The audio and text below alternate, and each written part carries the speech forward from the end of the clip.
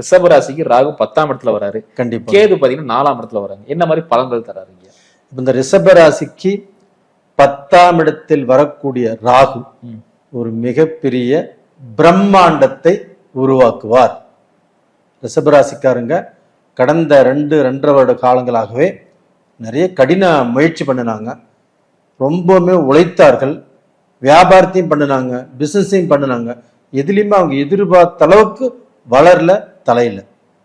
அப்ப அவங்க போட்ட ஒரு முயற்சி, அவங்க எடுத்துக்கிட்ட அந்த ரிஸ்க் எல்லாமே அதற்கு பலன் எப்ப கிடைக்கும் அப்படின்னா இந்த ராகுகேது பயிற்சியில் தான். இந்த 1.5 வருடத்துல வேணா பாருங்க, ரிஷபராசிக்காரர்கள் அவங்களுடைய வளர்ச்சியை அவங்களே நம்ப முடியாது. அந்த அளவுக்கு ஒரு பெரிய மாற்றத்தை அவங்க வாழ்க்கையில் கண்டிப்பாக உருவாக்கும். இந்த பீரியட்ல அவங்க செய்ய வேண்டிய ஒரே ஒரு விஷயம் என்னன்னா, இந்த வாக்குஸ்தானம், அடுத்தவங்கிட்ட பேசக்கூடிய பேச்சுல கொஞ்சம் நிதானம் தேவை. அது போக யாரையுமே நம்பிடக்கூடாது. தொழிலையுமே கொஞ்சம் நிதானமாக இவங்க முயற்சி பண்ணி பாடுபடுறது, அதுக்குண்டான பலன் அனுபவிக்கணும் அப்படின்னா கொஞ்சம் நிதான போக்குல தான் போகணும்.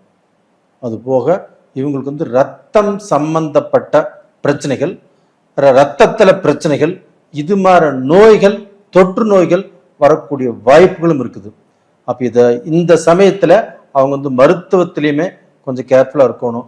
ஏதாவது பிரச்சனைனா மருத்துவம் பார்த்துக்கணும். இப்படி பார்த்தாலும் சரியா இருக்க வாய்ப்புகள் இருக்குது, ஒன்றும் பயப்பட வேண்டியதில்லை. இந்த பீரியட்ல அவங்க இந்த குலதெய்வ வழிபாடு, எத்தனை தெய்வங்கள் இருந்தாலும் இவங்களுக்கு பர்டிகுலரா சொல்றது அந்த குலதெய்வ வழிபாடு, அது ரொம்ப ரொம்ப முக்கியம். அதை கும்பிட சொல்லுங்க. அது போக காளகஸ்திரி போயிட்டு வர்றது ரொம்ப ரொம்ப நல்லது.